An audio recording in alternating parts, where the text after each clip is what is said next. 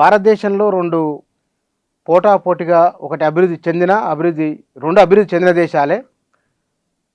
మీరు చైనా గురించి చెప్పాల్సి వచ్చినప్పుడు పొడి మాటల్లో చెప్పమంటే మీరేం చెప్తారు? అమెరికా, చైనా రెండిట్లలో ఈ రెండు అభివృద్ధి చెందిన దేశాలు రెండే ఉన్నాయి ఇలా ప్రపంచంలో. మిగతా ఉన్న ఈ రెండుతో సమానంగా ఏవి లేవు. చైనాకు మీరు వెళ్ళి చూసి అక్కడ తిరిగి వచ్చారు కాబట్టి చైనా గురించి ఒక మాట చెప్పండి అని అంటే కనుక మీరేం చెప్తారు? అభివృద్ధి అనే మాటకు అసలు మన నిర్వచనం ఏమిటి అనే దాన్ని బట్టి ఉంటుంది కదా.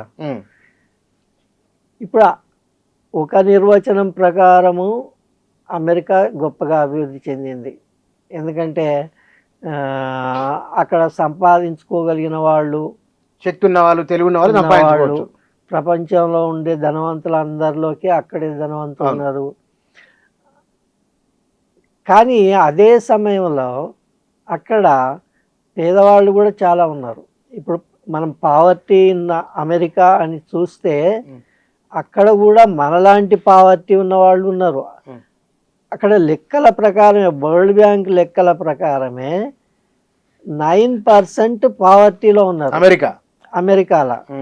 చైనాలో పావర్టీ ఇంటర్నేషనల్ స్టాండర్డ్స్ లెక్కల ప్రకారము 10% ఉన్నారు.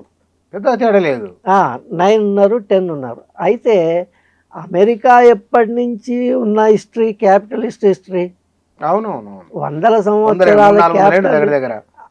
సంవత్సరాల క్యాపిటలిస్ట్ డెవలప్మెంట్ ఉండి కూడా ఇంకా 9% పావర్టీ ఉన్నారు మీ దగ్గర. చైనా డెవలప్ కావడం అనేది మొదలైంది ఇంకా 100 ఏళ్ళు కూడా కాలేదు, 50 ఏళ్ళు కూడా కాలేదు. మళ్ళీ అమెరికాతో పోలిస్తే చైనా జనాభా ఎన్ని రెట్లు? 5-6 రెట్లు ఎక్కువ కదా. కనుక ఈ లెక్కలను బట్టి మనము ఏది డెవలప్ అయింది, ఏది పేదది. చైనా గురించి చెప్పమంటే మీరు తిరిగింది కదా, మీలో కలిగిన భావన ఏమిటి? మీరు ఏం చెప్తారు? ఒక మాట చెప్పమంటే అని నేను అడిగిన. అదే చెప్తున్నా, ఒక డెమోక్రసీ అనేది ఒకటి వదిలిపెడితే చైనానే ఐడియల్ సొసైటీ. అదొక్కటి వదిలిపెడితే ప్రజలు సంతృప్తిగా ఉన్నారు, మా పేదరికం లేదు, వాళ్ళ దేశం సాధిస్తున్న అభివృద్ధిని చూసి గర్వంగా ఉన్నారు. బయట నుంచి వచ్చే ప్రమాదాలను తట్టుకొని నిలవగలగాలని కోరుకుంటున్నారు. ఒక దేశానికి సంబంధించి అంతకుమించి ఏం కావాలి? కానీ మనకు కనపడుతుంది చార్లెస్ బెత్లెహేమ్ చైనాలో ఏం జరుగుతుందని రాసిన గ్రంథం. అది కమ్యూనిజమా, క్యాపిటలిజమా, విధ్వంసమా, విస్థాపన, నిర్మాణమా, వినిర్మాణమా, చాలా రకాల చర్చలు మన తెలుగునాట బాగా జరిగినాయి. మీకేమనిపించింది అక్కడ పోయిన తర్వాత? అది నిర్మాణం ఒకటి. సరే, అంతటా ఉన్న విమర్శల ప్రకారం ఒకటి నిజమేందంటే అక్కడ ప్రజాస్వామ్యం అనేది లేదు మనం అనుకున్న పద్ధతిలో. అయితే లోకల్గా ఉంటుంది. మన గ్రామాలు ఉంటాయి కదా, మన దగ్గర పంచాయతీలు నట్టే అక్కడ విలేజ్ కౌన్సిల్స్ ఉంటాయి. వాటికి ఎన్నికలు పూర్తి స్వేచ్ఛగా జరుగుతాయి. అక్కడ పార్టీ గీర్తి స్వతంత్రము అనేది ఏమీ లేదు, పార్టీ ఇంటర్ఫియర్ కావడం అనేది ఏమీ లేదు. ప్రజలు నా ఇష్టం ఉన్నవాళ్ళు పోటీ చేస్తారు, ఎవరికి ఇష్టం ఉన్నవాళ్ళు వాళ్ళు వేస్తారు. కానీ పైకి పోయిన కొద్దీ మనం ప్రజాస్వామ్యం అనేది లేదు, పూర్తిగా పార్టీ కంట్రోల్ చేస్తుంది. సైన్యాన్ని కూడా పూర్తిగా పార్టీనే కంట్రోల్ చేస్తుంది. అయితే అటువంటి కంట్రోల్ ఉన్నది కనుకనే ఈ అనుకున్న ప్రణాళికలన్నీ కూడా తూచా తప్పకుండా అమలవుతున్నాయి.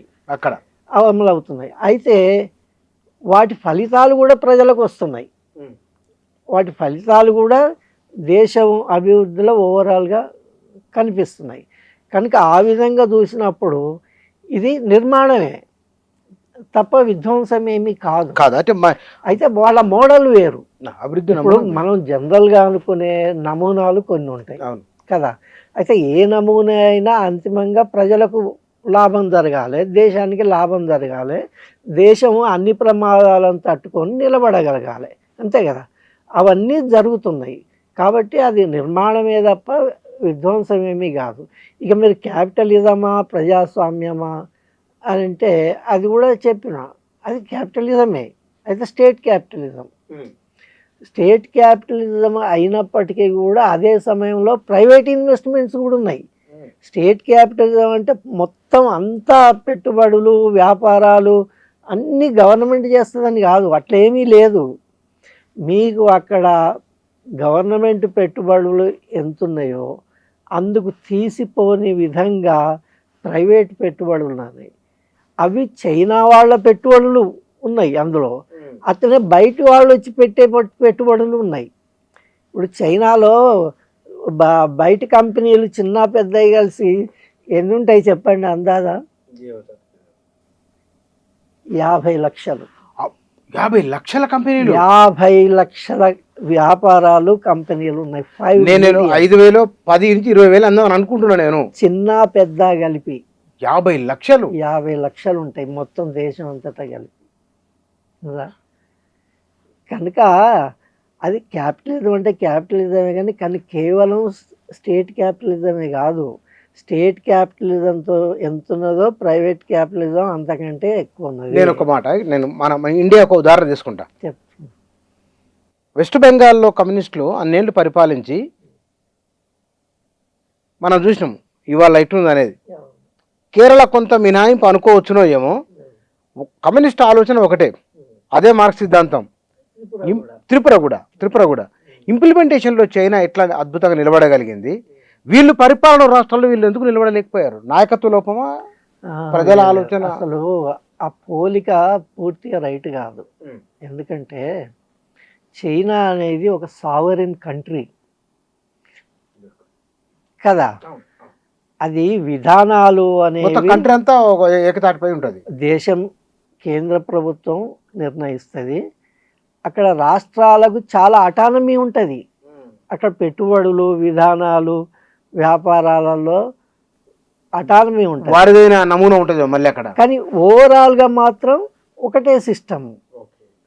అయితే బెంగాల్ కానీ ఇంకోటి కానీ ఒక దేశంలో భాగమే తప్ప వాళ్ళు స్వతంత్రంగా ఏం చేయగలుగుతారు? ఏం చేయలేరు. అయితే అదే ఒక సాకు కాదు వాళ్ళు దెబ్బతినడానికి. అంతర్గతంగా కూడా అంటే రాష్ట్ర స్థాయిలో చేయగలిగినవి కూడా ఎన్నో ఉంటాయి కదా, చాలా ఉంటాయి. 100% ఢిల్లీ నుంచే ఏం జరగదు. అయితే అంతర్గతంగా చేయవలసిన వాటిల్లో కూడా బెంగాల్ కమ్యూనిస్టులు మొదటి నుంచి విఫలమైనరు, అనేక విషయాలుగా విఫలమైనరు. ఓకే, భూ సంస్కరణలు అన్నారు, అవి కూడా వాళ్ళ అన్న ప్రకారం ఏమీ చేయలేదు. ఇప్పుడు కౌలుదారులకు రక్షణ కల్పించారు, రక్షణ కల్పిస్తూ చట్టం చేసిండ్రు, కానీ భూ పంపిణీ జరగలేదు. భూ పంపిణీ భూమి మళ్ళీ భూస్వాముల దగ్గరనే ఉండిపోయింది. మళ్ళీ అదే భూస్వాములు వచ్చి మీ పార్టీలో చేరిండ్రు. అదే భూస్వాములు ఇదివరకు తిరగనే మళ్ళీ అవే దోపిడీ అదే అత్యాచారాలు జరిపినారు. కానీ మీరు అధికారంలో ఉండాలి కాబట్టి వాళ్ళని చేర్చుకున్నారు, వాళ్ళకి అధికారం ఇచ్చిండ్రు, వాళ్ళకి రక్షణ కల్పించారు. అంతగా తప్ప మారిపోయిన లేదు. అట్లా జరగకపోతే అక్కడ నక్సలిజం ఎందుకు వస్తుంది? వెస్ట్ బెంగాల్ కరెక్ట్ కదా. అవును. కనుక అట్లా అంటే ఇటువంటి వైఫల్యాలు చాలా చెప్పచ్చు. ఉదాహరణకు ఇంకొక ఉదాహరణ చెప్పాలి అని అంటే అవినీతి. మనం జ్యోతిబాసు అని అనుకుంటాం, కానీ జ్యోతిబాసు కాలం నుంచి వాళ్ళ అధికారంలోకి వచ్చింది 1977. ఎమర్జెన్సీ. జ్యోతిబాసు ఉన్నప్పటి నుంచే వాళ్ళ పార్టీ యంత్రాంగం పార్టీ నాయకులు కలకత్తా లెవెల్ నుంచి కింది లెవెల్ వరకు అవినీతిలో పడడం మొదలైంది. చైనా కమ్యూనిస్ట్ పార్టీ నిజంగానే చాలా ముందు చూపుతో ఉన్నట్లు, వాళ్ళు క్యాపిటలిజం ఉన్నా సరే తమను తాము వాళ్ళు కాపాడుకున్నట్లు ఆ మేరకు. కానీ చైనా మీద ఒక అభిప్రాయం ఉన్నది. అమెరికా చైనా రెండు తీసుకున్నప్పుడు చైనా ప్రపంచాత్మ కాలేకపోతున్నది, అమెరికా ప్రపంచాత్మ కాగలదు అని అంటారు. మీరేమంటారు? చాలా జాగ్రత్తగా అర్థం చేసుకోవాల్సిన రెండు కోణాలు ఉన్నాయి. ఇప్పుడు అమెరికానే కాదు, యూరప్ కూడా అమెరికా, యూరప్ లాంటి దేశాలు ఇవి ఫ్రీ వరల్డ్ అనే పేరున్నది వీటికి. ఎక్కడైనా మనిషికి ప్రజాస్వామ్యము, స్వేచ్ఛ, అభివృద్ధి, ఫ్రీగా ఉండడము అనేది మనసుకు, మైండ్కు కూడా బాగా నచ్చుతుంది, అపీలింగ్గా ఉంటుంది కదా. మీరు ఎంత అభివృద్ధి చెందినా రెస్ట్రిక్షన్స్ కనుక ఉంటే మీకు నచ్చవు. ఆ విధంగా చూసినప్పుడు ఈ విమర్శ రైటే.